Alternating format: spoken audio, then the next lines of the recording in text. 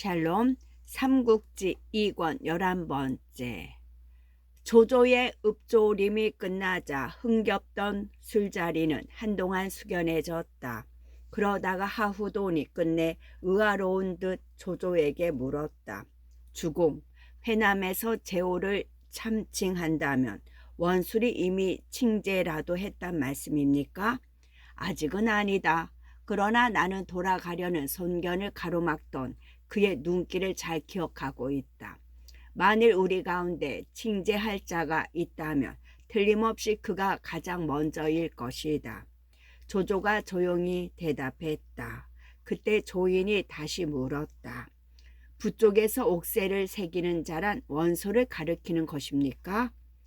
그는 이미 작년에도 한 번 옥새를 새겼다. 원소가 그 전에 이미 옥새를 새겼다는 것은 실패로 끝난 원소의 새로운 황제 추대를 가리키는 말이었다. 아직 한복과 갈라서기 전이던 그의 정월 원소는 한복과 함께 조조에게 유주목으로 있던 유우를 제위에 올리자는 제안을 해온 적이 있었다. 일은 유우의 거절로 흐지부지 되고 말았지만 조조는 그 일을 통해 원소의 가슴 속에 숨은 야심의 크기만은 짐작하고도 남았다.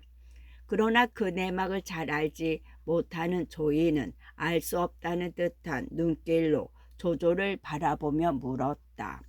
그럼 원소가 모반을 꾀한 적이 있단 말입니까? 그때 장수들 틈에 끼어 앉았던 모사 하나가 조조를 대신해 대답했다. 그렇소이다. 지난해 정월에 종실 한 사람을 제위에 추대하려다 실패한 적이 있소. 그리고 잔잔한 미소를 띤 얼굴로 조조를 보며 말했다. 그러나 주공의 노래는 방금 수십만 도적의 무리를 깨치고 돌아온 영웅의 것이 못됩니다. 문사의 감상은 죽은 자를 더 무겁게 여기되 남의 우두머리 된 이의 경륜은 언제나 산자를 위주로 펼쳐져야 합니다. 지금 이뜰 안과 뜰박 장졸들은 한결같이 주공을 위해 창검과 실석을 두려워 안고 싸워온 이들입니다. 주공께서는 마땅히 이 자리를 흥겨움과 기쁨으로 자게하여 이들 장졸들을 위로해야 할 것입니다. 사실 조조도 반드시 죽은 자를 위한 감상에만 빠져 있는 것은 아니었다. 그의 마음속 깊은 곳에는 죽은 자를 더 무겁게 여김으로써 산 자들이 안심하고 자신을 위해 죽을 수 있게 하기 위한 뜻도 숨어 있었다. 하지만 다른 사람은 몰라도 방금 충언을 한 모사만은 그런 조조의 속마음을 알만한 사람이었다. 그 젊은 모사의 이름은 순욱, 자는 문약으로 영주 영음 땅 사람이었다. 그 조보 순숙은 순제, 환제 시절에 널리 이름이 알려졌던 사람이었는데 그에게는 세상에서 순과 발룡으로 불려지는 8명의 아들이 있었다. 그 중에서도 둘째 곤과 여섯째 상이 특히 뛰어나 곤은 제 남상을 지냈고 상은 사공에까지 올랐다. 순옥은 바로 그 곤의 아들이었다. 순옥은 어려서부터 그 재주가 뛰어나 사람들은 그를 왕좌 지제라 불렀다. 일찍이 효렴에 전거되어 수궁령의 벼슬을 받았고 이어 동탁이 도성에 들어오자 그를 항보령으로 삼았다. 그러나 순욱은 그 벼슬을 버리고 고향 영천으로 돌아가 부로들을 모아 놓고 말했다. 영천은 사방이 싸우게 좋은 땅입니다. 천하의 별난이 일면 항상 군사들이 이곳에서 부딪히게 되니 오래 머물 땅이 못 됩니다. 기주로 옮기는 것이 좋겠습니다. 그러나 대부분의 사람들은 정든 땅을 버리기 싫어 움직이려 들지 않았다. 이때 기주 태수 한복은 순욱이 오겠다는 말을 듣자 말까지 보내어 그를 맞아들이게 했다. 순욱은 할 수 없이 자기 일족만 이끌고 기주로 옮겨갔으나 순욱이 당도했을 때는 이미 원소가 기주의 주인이 된 뒤였다. 원소도 순욱의 재주는 들어알고 있는지라 상빈의 예로 그를 맞아들였다. 순욱의 아우 순심과 같은 군의 심평, 곽도 등이 원소로부터 벼슬을 받게 된 것도 그 무렵이었다. 그러나 이내 순욱은 원소의 그릇이 큰일을 이루지 못하리라는 걸 헤아리고 조조에게로 찾아왔다. 그의 나이 29살 때였다. 조조 또한 순욱의 재주를 들어알고 있어 크게 기뻐하며 그를 맞아들였다. 그대는 나의 자방이 되어 주시오. 자방은 장향의 자. 조조는 그렇게 간청하며 이런저런 이야기를 하던 끝에 동탁에 대해서 물었다. 순욱이 서슴지 않고 대답했다. 동탁은 포학이 점점 심해지니 머지않아 반드시 비참한 끝을 보게 될 것입니다. 그를 치려고는 아무 힘도 쓸 필요가 없습니다. 그 말에 조조는 더욱 기뻤다. 앞날을 내다보는 순옥의 안목은 영천 땅에 지세를 말한 일로 그 밝음이 이미 증명된 바였다. 순욱 일가가 기주로 옮기고 오래자나 영천 땅은 동탁이 보내 이각군의 무자비한 노략질을 당해 많은 백성들이 재물과 목숨을 잃었기 때문이다. 그런 순욱이 조조의 마음속을 헤아리지 못할 리 없었다.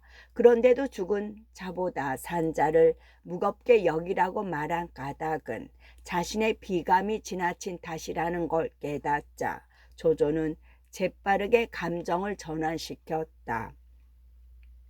그 특유의 드높은 소리로 껄껄 웃으며 말했다. 아무려면 내가 여러 장졸들의 노고를 가벼이 여기기에 하겠소. 아마도 내 노래가 지나쳤던 것 같소. 자, 이제부터 흥겹게 잔을 듭시다. 그리고 먼저 한 잔을 들이켠 뒤 여러 장수와 모사들에게도 술을 권했다. 자리는 이내 흥겹게 어우러졌다. 그런데 다시 그로부터 오래자나 사람이 와 알렸다. 장안에서 놀라운 소식을 가지고 온 이가 있다고 합니다. 조조가 그를 드리게 하고 보니 장사치를 가장해 장안으로 보냈던 세작 가운데 하나였다. 조조가 물었다. 무슨 일이냐? 동탁이 사도 왕윤 등에게 목숨을 잃었습니다. 왕사도가 무슨 힘이 있어 동탁을 죽였단 말이냐? 여포와 이숙의 도움을 받아 그를 모살했다 합니다. 그리고 그 세작은 자세히 일의 전말을 고했다. 물러가 있거라. 듣기를 마친 조조는 그렇게 그를 돌려보낸 뒤 장수와 모사들에게 물었다. 이제 동탁이 죽었다 하니 우리는 무엇을 어찌했으면 좋겠소. 말이 떨어지기 무섭게 조홍이 벌떡 일어나 소리쳤다. 여포 따위에게 조정과 전자를 맡겨서는 안 됩니다.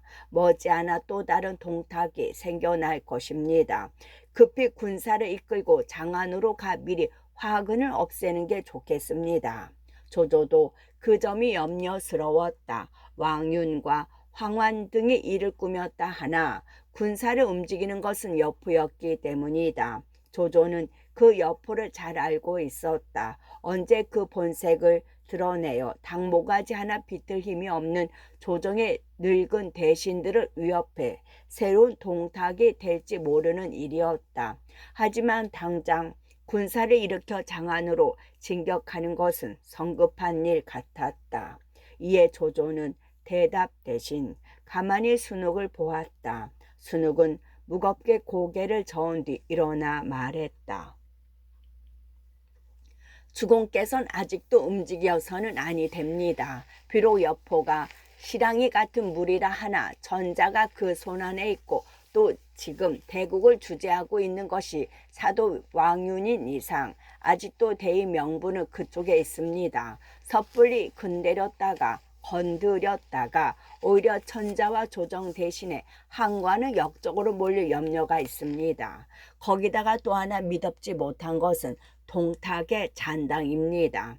동탁은 죽었으나 그가 거느린 병마는 아직 고스란히 보존되어 있으니 반드시 뒤탈이 있을 것입니다. 더욱이 왕유는 채홍을 죽이고 동탁의 내 장수에게 끝까지 사면을 허락하지 않았으니 누가 칼을 손에 쥐고서 잡혀 죽기를 기다리겠습니까?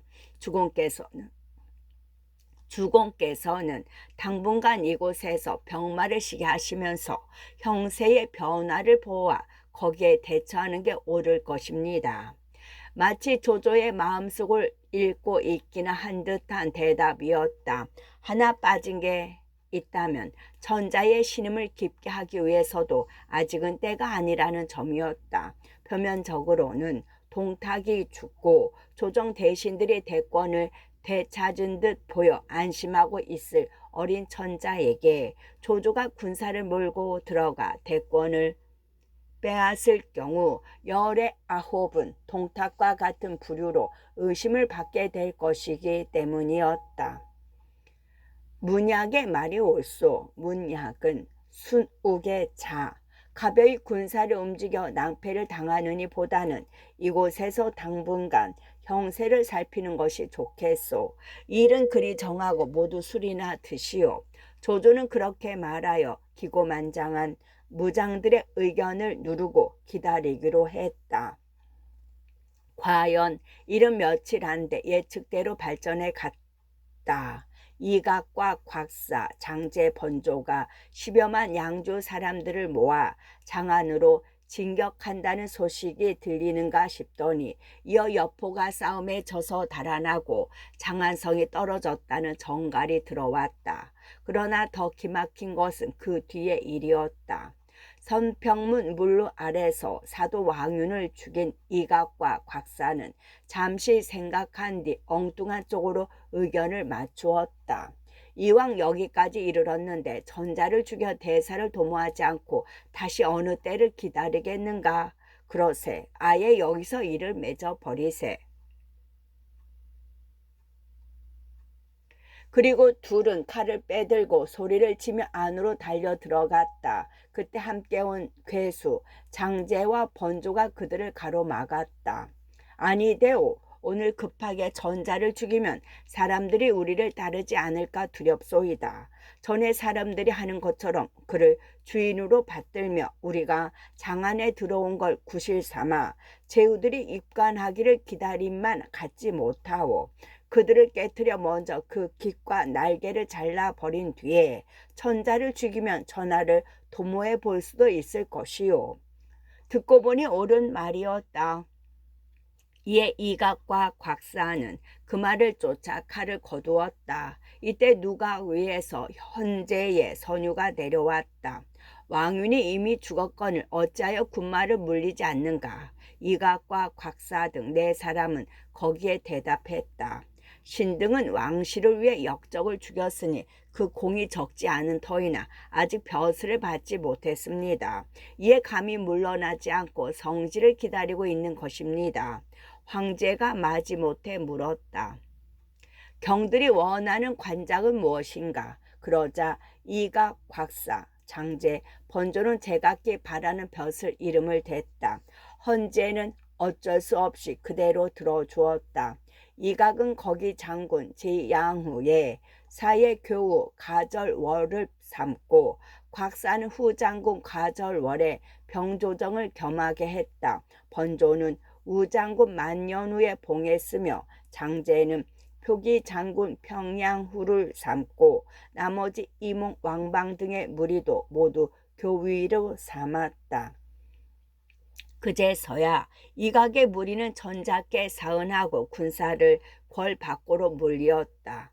정통성과 권위를 확보하지 못한 권력의 승계자가 그걸 메우기 위해 즐겨 이용하는 방법의 하나는 앞사람의 정통성과 권위에 의지하는 방법이다. 거기서 죽은 전임자를 위해서가 아니라 산 후임자를 위해 전임자의 신화가 조작되고 업적의 과장이 일어난다. 그러함으로써 그를 이은 후임자도 정통성과 권위를 획득할 수 있기 때문이다. 이각의 무리도 마찬가지였다. 원래는 변방에 미천한 장수였고 그 얼마 전까지도 동탁의 사병 우두머리에 불과하던 그들이 한나라의 대권을 잡기 위해서 의지할 수 있는 것은 죽은 옛 주인뿐이었다. 이에 그들은 수하 장졸들에게 명하여 동탁의 시신을 거두게 하는 한편 성대한 장례식을 준비했다. 하지만 그동안 동탁의 시신은 어디론가 없어지고 효수되었던 머리도 부서져 흩어져 버렸다. 며칠을 두고 장안을 뒤졌으나 찾은 것은 부서진 피골 몇 조각에 지나지 않았다. 이각의 무리는 어쩔 수 없이 그거에다 향나무로 사람의 형체를 짜 맞추어 시신을 대신케 했다. 그리고 크게 제사를 지낸 뒤 왕자의 의관과 관곽을 갖추고 날을 가려 미호의 장사 지내려 했다.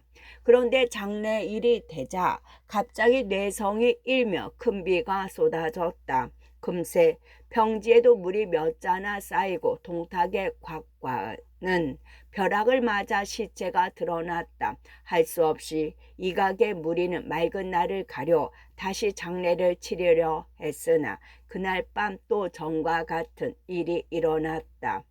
세 번째로 개장을 해도 마찬가지였다. 여전히 관은 흙 밖으로 나와 있고 몇 조각 피골마저 벼락에 다 없어져 버렸다. 하늘이 동탁을 미워함이 그와 같았다.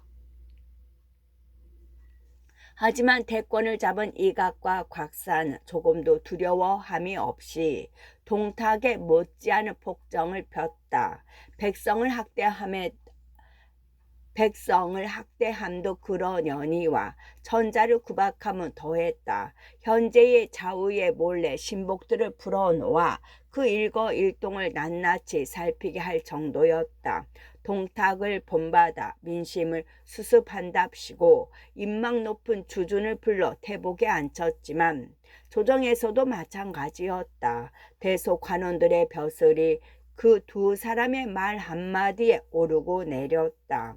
그런 어느 날이었다. 호련 이각과 곽사에게 급한 정갈이 들어왔다. 서량 대수 마등과 병주 자사 한수가 10여만 대군을 이끌고 장안으로 쳐들어오고 있습니다. 도적을 저 나라를 평안케 하려 한다고 떠든다는 것입니다. 이곽과 곽사에게는 갑작스러운 내습이었지만 사실 거기에는 숨은 내막이 있었다. 마등과 한수는 군사를 일으키기 전에 먼저 사람을 보내 조정의 대신들 가운데서 내응할 사람을 찾았다. 거기에 가담한 것이 시중마우와 간위대부, 충소, 좌중낭장, 유범 세 사람이었다. 세 사람은 가만히 헌제에게 상주하여 마등을 정서장군, 한수를 진서장군으로 삼은 뒤 밀조를 주어 이각의 무리를 치게 한 것이었다.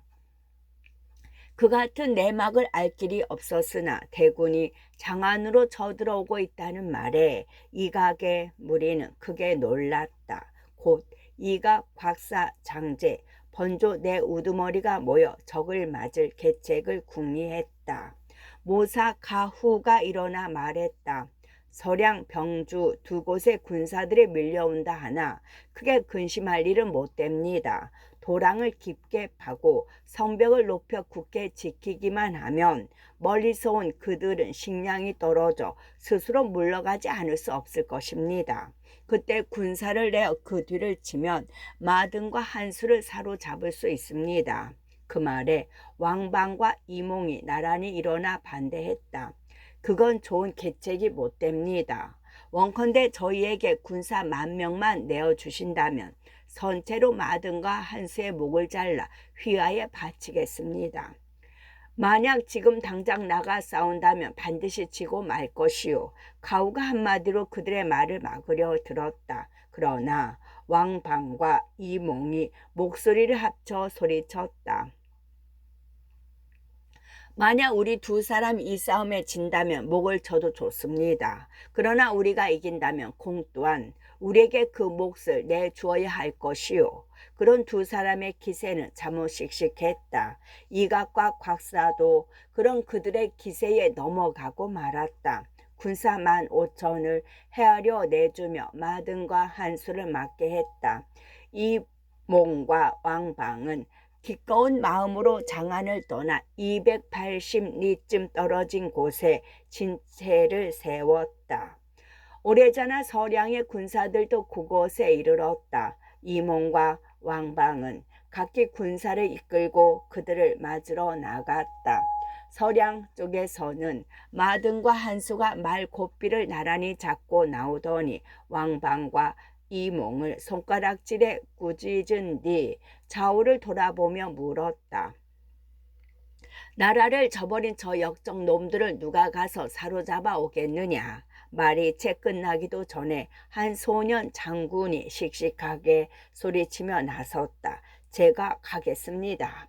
그리고 손에 장창을 비껴든 채 준말을 박차 날듯 달려나가는 그의 모습을 보니 얼굴은 관옥 같고 두 눈은 샛별같이 빛났다. 호랑이 몸에 원숭이 팔이요 보범의 배에 이리의 허리였다. 다름 아닌 마등의 아들 마초로 그때 겨우 나이 17살이었지만 씩씩하고 날래 이미 그를 당할 자가 없다는 평판이 나돌 정도였다. 왕방은 상대가 어린 걸 보고 가벼운 마음으로 말을 달려 맞았다. 그러나 몇 번 말이 어우르기도 전에 마초의 한창에 찔려 말 아래로 떨어졌다. 왕방이 한창에 찔려 죽는 걸 보자 이몽은 두 눈이 뒤집혔다. 의기양양하게 말을 몰아 자기의 진체로 돌아가는 마초를 향해 살같이 말을 달렸다. 마초는 그걸 모르는 채 뒤도 돌아보지 않았다. 멀리서 애가 탄 마등이 큰 소리를 질러 알렸다. 조심해라. 네 뒤에 따라오는 자가 있다. 미처 마등의 말이 끝나기도 전이었다. 어느새 마초는 이몽을 사로잡아 말 위로 싣고 있었다. 원래 마초는 이몽이 뒤쫓아 오는 것을 알고 있었으나 짐짓 모르는 채 하다가 이몽이 창을 들어 찌르려 하자 잽세게 몸을 뒤틀어 피했다. 그리고 말이 서로 스쳐갈 때 원숭이 같은 팔을 내뻗어 허창질에 당황한 이몽을 사로잡은 것이었다. 한꺼번에 두 주인을 잃어버린 이몽과 왕방의 군사는 가을바람에 가랑잎 흩어지듯 흩어져 도망치기 시작했다. 마등과 한수는 그들을 쫓아가며 죽이고 사로잡아 큰 승리를 거두었다. 그리하여 곧바로 애구에 이른 뒤에야 군사를 멈춘 뒤 사로잡은 이몽을 목베어 한층 기세를 올렸다. 이각과 곽사는 이몽과 왕방이 마초에게 죽음을 당했다는 소식을 듣고 나서야 비로소 가후의 말이 옳았음을 깨닫고 그의 계책을 중히 여겼다. 각 곳에 관을 굳게 지키며 적이 싸움을 도두어도 맞서 싸우지 아니했다. 과연 서량군은 채 2달도 못돼 군량과 말 먹일 풀이 아울러 떨어지자 별 수 없이 돌아가 의논을 했다. 이때 장안성 안에서 내응하기로 한 3사람 중 시중 마우의 가동한 놈이 다시 이를 그르쳤다. 마우가 가까이 두고 부리는 종이라 주인과 유범, 충소가 꾸미는 일을 대강 알고 있던 그는 서량군이 이길 가망이 없다는 걸 알자 문득 딴 생각이 들었다. 가만히 이각과 곽사를 찾아가 마호와 유범, 충소 등이 밖에 있는 마등과 한수의 편이 되어 내응하기로 한 사실을 일러 바쳤다. 이각과 곽사는 크게 성을 내어 그들 셋의 가족은 물론 부리는 사람까지 모조리 죽이게 한 뒤 그들 3사람의 목을 나란히 성문 위에 매달게 했다. 마등과 한수는 이미 군량이 다한 데다 안에서 호응하기로 한 그들 셋마저 죽은 걸 알자 드디어 진체를 뽑아 군사를 물렸다. 이각과 곽사는 장제와 번조에게 군사를 주어 그런 마등과 한수를 뒤쫓게 했다. 그렇게 되자 가후가 예측한 대로 서량군은 대패하고 말았다. 마등을 뒤쫓게 된 장제는 마초가 죽기로 싸워 물리쳤으나 한수를 뒤쫓게 된 번조는 그대로 승승장구하여 진창 땅까지 쫓아갔다. 쫓기던 한수가 돌연 말을 세우고 번조를 향해 소리쳤다. 공과 나는 원래 같은 고향 사람인데 어찌 이리 무정하게 쫓으시오. 원래 번조와 한수는 다 같은 고향 사람일 뿐만 아니라 젊었을 적에는 약간의 친분도 있었다. 이때 번조는 문득 마음이 흔들렸으나 곧 목소리를 가다듬어 대답했다. 위에서 받은 명은 어길 수가 없소이다. 번조의 마음이 약간이나마 움직임을 눈치챈 한수가 더욱 간곡한 목소리로 말했다. 내가 이렇게 온 것 또한 나라를 위해서일 따름이요. 공께서는 너무 핍박이 심하시구려. 그러자 번조는 한수를 살려주고 싶었다. 문득 말머리를 돌리더니 자기 군사를 수습해 장안으로 돌아갔다. 그때 번조의 진중에는 이각의 조카 이별이란 자가 있었다.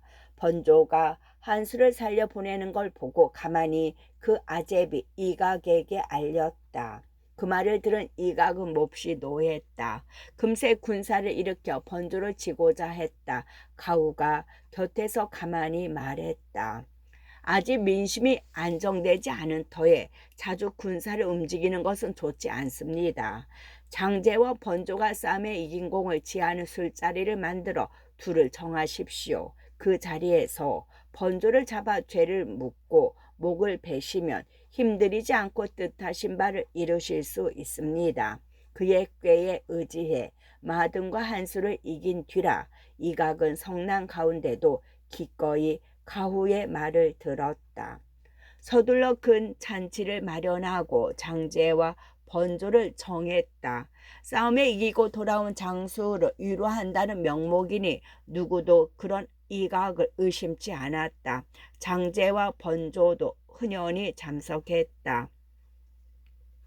그런데 술자리가 반쯤 무르익었을 무렵이었다. 그때껏 좋은 말로 장제와 번조의 공을 축혀 세우던 이각의 안색이 갑자기 변하여 번조를 꾸짖었다. 번조는 어찌하여 한수와 몰래 통하고 모반을 꾀하는가. 그 말에 번조는 깜짝 놀랐다. 그러나 미처 무엇라고 변명을 늘어놓기도 전에 칼과 도끼를 든 무사들에 둘러싸여 나간 뒤 오래전한 목만 잔치 자리에 되돌아왔다. 그걸 본 장제는 죄도 없이 더럭 겁이 났다. 그대로 땅에 엎드려 벌벌 떨며 어찌할 바를 몰랐다. 이각이 그런 장제를 부축하여 일으키며 말했다. 번조는 모반을 꾀악기에 주살했을 뿐이요. 공은 내가 깊이 믿는 장수인데 무얼 두려워할 게 있겠소. 그리고 번조의 군사를 장제가 아울러 거느리게 했다. 동탁 아래서는 같은 열의 장수였으나 어느새 이각의 수하로 떨어지고만 장제는 두 말 없이 군사를 거느리고 홍농으로 가 머물렀다. 이각과 곽사가 스스로의 힘으로 서량의 대군을 깨뜨렸다는 소문이 돌자 제후들은 아무도 감히 장안을 넘보지 않았다. 그러자 가후는 이각과 곽사에게 여러 차례 권하여 백성을 어루만지는 일을 하게 했다. 뿐만 아니라 현명한 이들을 받아들이고 힘있는 호걸들과는 연거를 지어주게 하니 비로소 조정에 생기가 돌기 시작했다. 장안의 소식을 거기까지 듣자 조조는 문득 불안해졌다. 그대로 이각과 곽사의 세상으로 전하가 안정돼 버리는 게 아닌가 싶었다. 마등과 한수가 기병할 때 함께 군사를 내지 않은 게 은근히 후회가 될 지경이었다. 그런데 뜻밖에도 조조에게 크게 힘을 늘릴 기회가 왔다. 청주에 다시 황건적인 것이었다. 전에도 황건의 잔당들이 여기저기서 소유를 일으킨 적은 있지만 이번처럼 큰 규모는 아니었다. 그런데 이번에는 30만이 넘는 대군으로 비록 각기 우두머리는 달라도 흑산적처럼 서로 연결하여 삽시간에 청주를 휩쓸어 버렸다. 동궁과 정주는 300리 남짓, 멀다면 멀지만 가깝다면 가까운 거리였다. 날랜 기병을 내어 달려오면 이틀로 넉넉히 짓밟을 수 있었다. 거기다가 이미 정주를 휩쓴 황건의 서쪽 전봉과 조조가 다스리는 동군의 병경 관병은 부딪기 시작했다. 조조는 다시 순욱을 불러 의논했다. 지금 서쪽에는 이각과 곽사 두 도적이 전자를 끼고 전하를 호령하고 있고 동쪽에는 백만 황건이 일어 백성을 도륙하고 있어. 전일공은 군사를 기르며 쉬기를 진언하였으나 등과 배에 각기 용서 못할 도적의 무리가 있으니 더는 앉아서 저들이 날뛰는 꼴을 구경만 할 수는 없을 것 같소이다. 만약 군사를 일으킨다면 어느 쪽을 먼저 쳐야 할 것 같소. 황건의 무리입니다. 하지만 아직은 때가 아닙니다. 실은 나도 그렇게 생각했소. 장하는 이각과 곽사가 참은 선정을 펴 인심을 거두어 드리고 있다 하니 아직은 더 곰기를 기다려 째야 할 종기요. 그런데 황건은 먼저 주되 지금은 때가 아니라니 그건 또 어찌된 까닭이요. 그러자 순옥은 조용히 대답했다. 황건의 무리는 아직 일어난 지 오래지 않아 얘기가 제법 날카롭습니다. 거기다가 우리와 그들 사이에는 연주목 유대와 제북상 포신이 힘을 합쳐 길을 막고 있습니다. 이기든 지든 그들이 황건의 기세를 무디게 한 뒤에 주공께서 나서면 힘은 반이 들고 공은 배를 이룰 것입니다. 조조는 속으로 은근히 급했으나 순욱의 말을 듣고 보니 또한 옳았다. 급한 마음을 꾹 눌러 참고 여전히 장안과 청주의 형세만 살폈다. 그런데 사흘도 안 돼 일은 순욱이 예측한 대로 되었다. 제복상 보시니 연주군의 줄이 만잠과 몇몇 종자를 이끌고 동군으로 달려왔다. 그때 낙양에서 뿔뿔이 흩어진 뒤에 오래 뵙지 못했소이다. 오늘은 무슨 일로 이렇게 급히 달려오시었소. 몸소 관사 밖으로 나가 포신을 맞아들인 조조가 자리를 정하기 바쁘게 물었다. 그러자 포신은 쓸데없는 말은 다 빼고 곧바로 달려온 까닭을 밝혔다. 조공께서 연주목을 맡아주셔야 거센 물결 같은 황건의 기세를 꺾을 수 있겠습니다. 그래서 연주의 주리들을 이끌고 달려오는 길입니다. 나더러 연주목을 맡으라니 연주는 유대가 맡고 있지 않소. 유곡은 이미 이 세상 사람이 아닙니다. 간밤에 도적에게 해를 입어 목숨을 잃었습니다. 그때 함께 온 만자함이 곁에서 거들었다. 처음 도적이 연주 경계에 나타났을 때 제복상께서는 우리 사군께 간했습니다. 적은 무리가 100만이나 되어 백성들을 한결같이 두려워 떨고 우리 사졸들은 싸울 마음이 없으니 대적하기 어렵습니다. 하오나 도적들을 가만히 살펴건대 한결같이 치중을 제대로 갖추고 있지 않기로 그 약한 곳을 찌르는 계책을 세워보았습니다. 먼저 군사와 백성들의 힘을 모아 굳게 지키면 적은 싸우려야 싸울 수도 없고 공격해야 이길 수도 없어 저절로 흩어져 갈 것입니다. 그때 가리고 골라 뽑은 군사들로 요해가 될 만한 곳을 점검하고 있다가 그들을 치게 하면 능히 깨트릴 수 있을 것입니다. 그런데 우리 사군께서는 제복상의 말을 듣지 아니하시고 군사를 내어 도적들과 맞붙어 싸우다가 기어이 해를 입고 마신 것입니다. 따라서 지금 우리 연주는 주인 없는 땅이 되어버렸습니다. 원주가 비록 보잘것없는 땅이라 하지만 하루도 주인이 없어서는 안 되겠기에 제북상께 의논하여 이렇게 태수님을 찾아뵙는 것입니다. 그러면서 인수 모퉁이를 내려놓았다. 치소인 동무양을 중심으로 동군의 10여 개 성은 이미 조존한 용이 놀 물로는 좁아져 있었다. 그런 때에 저절로 천하 13개 주 가운데 하나의 연주가 굴러 들어오니 어찌 기쁘지 않겠는가. 하지만 조조는 기쁨을 내색하지 않고 오히려 엄숙한 낯빛으로 말했다. 비록 이 조조에게 약간의 군마가 있다 하나 관원의 인수는 사사로이 주고받는 것이 아니외다. 반드시 조정의 명에 따라야 할 것이요. 그 말에 포신이 격한 얼굴로 대꾸했다.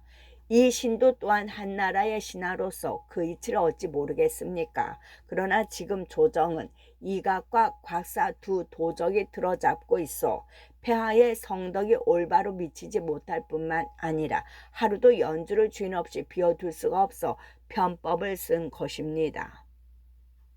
조정의 허락은 먼저 도둑들을 물리치신 뒤에 받아도 늦지 않을 것입니다. 그러나 조조는 기어이 인수를 받지 않았다. 이에 포신은 사람을 장안으로 보내 황건적이 크게 일어 유대가 죽은 일과 조조를 연주목으로 삼아달라는 글을 올리게 했다. 글은 먼저 조정을 관장하는 태복 주준에게 들어갔다. 그러나 미처 황제에게 아뢰기도 전에 이곽과 곽사의 부름을 받았다. 주준이 조당에 이르니 이미 다른 관원들도 모두 그리로 불러 나와 있었다. 지금 산동 일대에 크게 황건이 일었다 하니 어떻게 하면 좋겠소? 이각과 곽사도 소문을 들은 듯 자뭇 근심스러운 얼굴로 백관에게 물었다. 대복 주준이 나서서 말했다. 그 일이라면 꼭 한 사람 청구할 인재가 있소이다. 그게 누구요? 황건의 무리를 깨트리는 일은 조 맹덕보다 나은 사람이 없을 듯하오. 맹덕은 지금 어디 있소? 이각과 곽사가 한꺼번에 주준에게 물었다. 그는 지금 동군의 대수로 있소이다. 휘하에 많은 용장, 모사와 날래고 씩씩한 사졸들이 있으니 이 사람을 연주목으로 삼아 황건을 치게 하면 며칠도 한데 그 무리를 깨뜨려 흩어져 버릴 것이오. 그렇지만 연주목은 따로 있지 않소. 이각이 주준에게 물었다. 그는 이미 죽었소. 그제서야 주준은 포신이 올린 글을 내보였다. 이각과 각사에게 달리 이의가 있을 리 없었다. 앞날에 대한 긴 안목이 없는 그들에게는 자기 군사들을 상하지 않고 도적의 무리를 없앨 수 있다는 게 오히려 기쁠 지경이었다. 이각은 그날 밤 안으로 조조에게 연주목을 내림과 아울러 포신과 함께 힘을 다해 도적을 치라는 조서를 얻어내 동군으로 보냈다. 성지를 받은 조조는 곧 제북과 연주의 잔병들을 수습해 포신과 함께 황건을 치러 나갔다. 조조와 황건의 무리가 처음으로 크게 부딪힌 곳은 수양 동쪽이었다. 이때 황건은 연주목 유대 임성의 상, 정수 등을 죽이고 기세가 오를 대로 올라 있었다. 조조는 힘들게 싸워 간신히 적의 예봉을 꺾었다. 그러나 이때 제북상 포신은 적진 너무 깊이 들어갔다가 해를 입고 말았다. 시체를 찾지 못한 조조는 나무를 깎아 포신의 시체를 대신하여 후하게 장례를 치러준 뒤 곧장 황건을 쫓아 제북까지 이르렀다. 더 버틸 수 없게 된 황건의 무리는 그제서야 조조에게 항복을 받아들여 줄 것을 애원했다. 계략에 밝은 조조가 궁한지를 기어이 잡으려다 손가락이 물리는 것과 같은 짓을 할 리가 없었다. 못 이긴 채 그들의 항복을 받아들이니 항복한 도적의 무리가 30만이요. 그들을 따르던 백성이 남녀 합쳐 100만이 넘었다. 뿐만 아니라 산동 일대는 고스란히 조조의 세력 아래 들어와 지금까지 의지했던 동군에 비교할 바가 아니었다. 조조는 항복한 황건의 무리로부터 젊고 날쌘 자를 뽑아 자기 군사로 삼았다. 이른바 청주병이란 군사들로 동탁의 서량병 못지않게 조조의 앞날에 중요한 힘이 된다. 다스리는 땅이 불어나고 인구가 늘자 조조에게 무엇보다도 필요한 것은 그를 도와줄 인재였다. 장수로는 하후돈, 하후연, 조홍, 조인, 이전, 악진 등이 있고 모사로는 당대 제1의 제사라는 순욱과 그의 조카 수유 등이 있었으나 10만이 넘는 대군과 100만이 넘는 백성을 거느리고 다스리기에는 덕없이 모자랐다. 그걸 짐작한 순욱이 한 사람을 추천했다. 제가 듣기로 연주에 뛰어난 현사가 하나 있다고 했는데 지금 어디에 있는지 모르겠습니다. 그게 누구요? 조조가 반가운 얼굴로 물었다. 순욱이 대답했다. 동군 동하 사람으로 성은 정시오. 이름은 욱이라 하며 자는 중덕으로 쓰고 있습니다. 그 사람이라면 나도 전에 이름을 들은 적이 있어. 그러고는 사람을 보내 정욱을 찾게 했다. 정욱은 키가 8자 세치에 수염이 몹시 볼만하여 위엄이 있는 풍채였다. 그의 재주와 담력을 보여주는 일화에는 이런 게 있다. 점황건이 일어날 때였다. 현승 왕탁이 내응하여 창고에 불을 지르는 바람에 이미 성이 황건적에게 떨어진 줄 안 현령은 성을 넘어 달아나고 백성들도 남녀노여할 것 없이 부근의 거구산으로 피해버렸다. 정욱도 얼결에 함께 피하기는 하였으나 그 사람을 보내 왕탁의 무리를 정탐하게 했다. 왕탁은 빈 성을 얻었으나 지킬 힘이 없어 성 밖 5, 6리 되는 곳에다 무리를 머무르게 해놓고 있었다. 이에 정욱은 현의 대성인 설방 등에게 말했다. 이제 왕탁이 성을 얻고도 그 안에 있지 못하는 걸 보니 세력을 짐작할 만합니다. 저것들은 다만 노략질이나 하러 왔을 뿐 굳게 성을 지킬 뜻은 없는 것 같습니다. 그만 성으로 돌아가 그걸 지키는 게 어떻겠습니까? 우리 성은 높고 두꺼우니 돌아가 굳게 지키기만 하면 왕탁의 무리는 오래 견디지 못할 것입니다. 그리 되면 어디론가 저희 패거리를 찾아갈 것인데 그때 뒷덜미를 치면 넉넉히 깨트릴 수도 있을 것입니다. 설방을 비롯한 유지들은 이내 정욱의 말을 알아들었다. 그러나 현리들과 백성들은 얼른 따르지 않았다. 저기 서쪽에 있으니 동쪽에 피해 있는 것이 옳다는 주장이었다. 현의 벼슬아치들과 백성들이 성으로 돌아가기를 원치 않으니 어쩌면 좋겠소. 설방을 비롯한 사람들이 근심스레 물었다. 어리석은 백성들이 이를 헤아리지 못해 그렇습니다. 정욱은 그렇게 말한 뒤 몇 사람의 인마를 보내 동쪽 산 위에다 깃발을 세우게 하고 설방에게는 백성들을 충동케 했다. 적이 이미 동쪽에도 이르렀다. 설방은 동쪽 산 위에 있는 자기 편의 사람과 깃발을 가리키며 그렇게 소리치고 급히 산을 내려가 비어있는 성을 차지하자고 권했다. 돌아가기를 거부하던 현리와 백성들도 그제야 어쩔 수 없이 성 안으로 들어갔다. 정욱이 현령에게 찾아 백성들과 함께 굳게 지키니 왕탁의 무리는 성을 공격해도 떨어뜨릴 수가 없었다. 할 수 없이 다른 데로 떠나가려 할 때 정욱은 현리와 백성들을 이끌고 성문을 나와 그 뒤를 들이쳤다. 이에 왕탁의 무리는 대패하여 달아나고 동하 고을은 온전할 수 있었다. 실로 눈부신 정욱의 기지 덕분이었다. 또 정욱은 공손창과 원소의 등바구니에 끼어 갈피를 못 잡던 생전의 유대에게 적절한 중언을 올린 것으로도 사람들에게 널리 알려져 있었다. 그때는 원소보다 공손찬의 세력이 컸건만 정욱은 한마디로 공손찬의 패망을 잘라 말하고 유대로 하여금 원소와 손잡게 했다. 그러나 정욱은 누구 밑에서도 벼슬살이를 하려 들지 않았다.